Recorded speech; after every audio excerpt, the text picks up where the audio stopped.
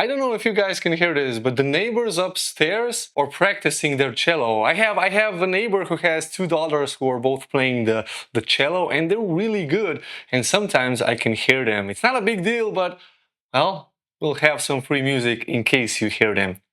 Probably not. So a few days ago, I was photographing like a Halloween carnival. It's not Halloween now, but we have kind of a same carnival that celebrates the end of winter, and it's basically masquerades and you know, a lot of sweet food. So I was the official photographer for that event, and I also brought with me the Insta360 Ace Pro 2 with its Explorer Grip Pro bundle, and I was using the ultra wide angle lens, and I think it took some interesting photographs as well as some interesting video.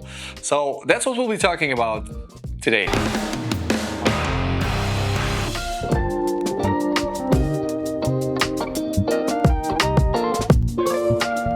Welcome back to the channel. In case you're new here, my name is Miro, and this is where we talk about cameras, drones, video editing, photo editing, you know, everything that has to do with the lens. So if you're new here, consider subscribing and hit that like button for the algorithm when you come to the end of the video, of course. So I've mentioned this camera before on the channel, and this is a collaboration video with Insta360, although I do get to say whatever I want. Insta360 don't have any say into the creation of this video, and well, I'm gonna tell you the good things and the bad things about this specific lens attachment that you can get for your Ace Pro 2.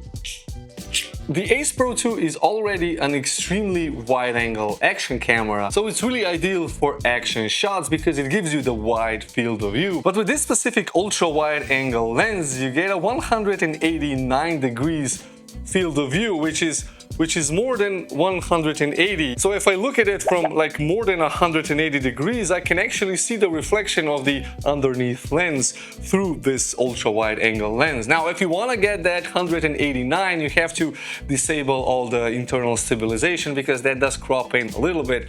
But even with the flow steady or flow state stabilization turned on, it's still a ridiculously wide angle. I mean, it's practically 180 degree fisheye ultra wide angle lens.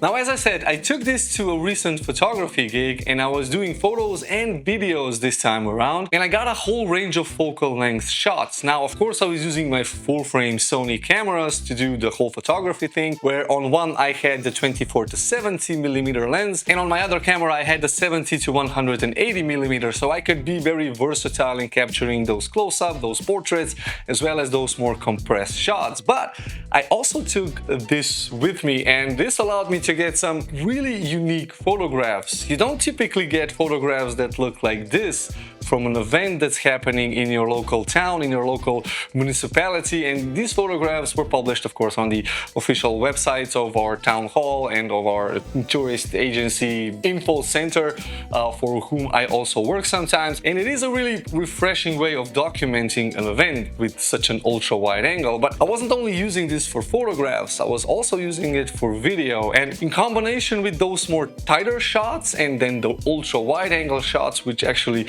immerse you into the whole event, I think this was like a really valuable tool, and I'm really happy that I brought this with me. Now, the photo quality of the Ace Pro 2 as well as the video quality is completely on par with a full-frame camera as long as you have enough light. This shoots at 50 megapixels, so there's way enough megapixels to a point where you don't really distinguish my full-frame photographs from this action camera photography. And of course, these photographs are going to be published in local magazines or newsletters and on the website. So technically, I mean, 12 megapixels would be enough. This is 50 megapixels combined with my 24 and 33 megapixel full frame cameras.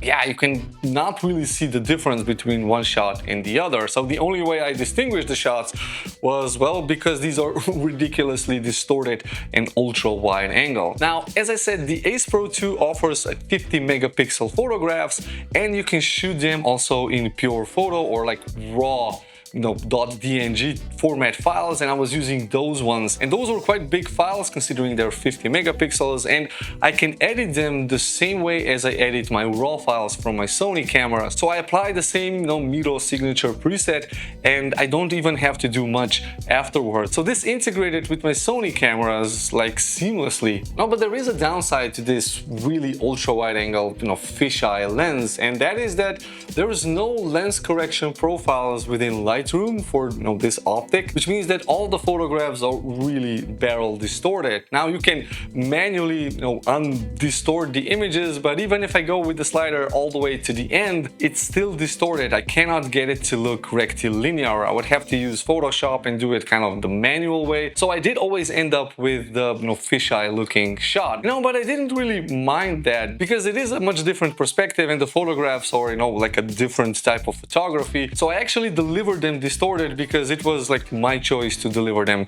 fisheye looking. And another thing that I do have to mention is because this is so ultra wide, you barely miss the grip, which means that you cannot hold this way. You have to basically always hold it like this. Now for video, I was holding my camera like this because I was using this screen cover now, which is also really cool. And I was always shooting from kind of the waist down. So I was looking top down and I was holding my camera like this, which means that the lens had the full view. But when I was photographing, I was using the camera like this. I was holding the camera like this, and in all of the shots I have my fingers in the frame, which means that the shots that you're seeing were all really cropped in. So this is actually a much wider field of view than with my fingers in the shot. So if you are going to photograph with this ultra wide angle lens, remember to hold the camera like this and not hold it by the grip.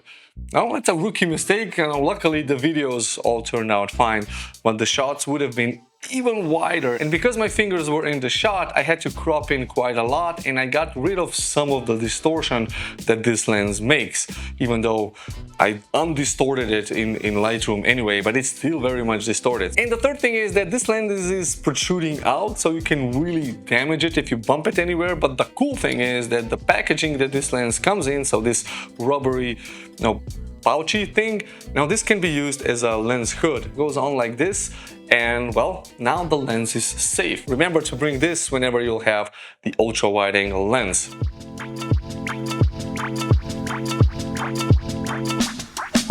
Okay, so to wrap the video up, who is this lens for? Well, I'm gonna be honest with you, if you are going to use the Insta360 Ace Pro 2 for photography as well as for videos, well then you definitely should get the ultra wide angle because it gives you some really unique photography opportunities that otherwise you wouldn't have with just like a regular camera where you don't typically buy a fisheye ultra wide angle lens.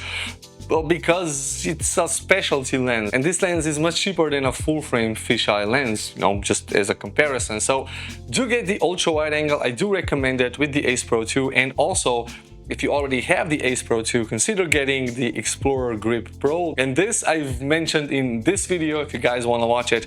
It is a must-have if you want to use your Ace Pro 2 as a point-and-shoot camera, and it is a really good 50 megapixel wide angle point and shoot. So that's it. That's my whole review. I am very happy with the results that I got, and the clients were also very happy with these ultra weird looking wide angle photographs. I'm still working on the video, so I will show that whenever it will be ready. Anyway, thanks for watching. If you made it so far, hit the like button and consider subscribing if you're new to the channel.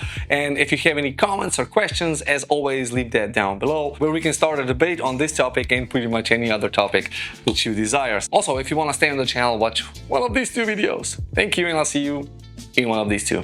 Bye bye.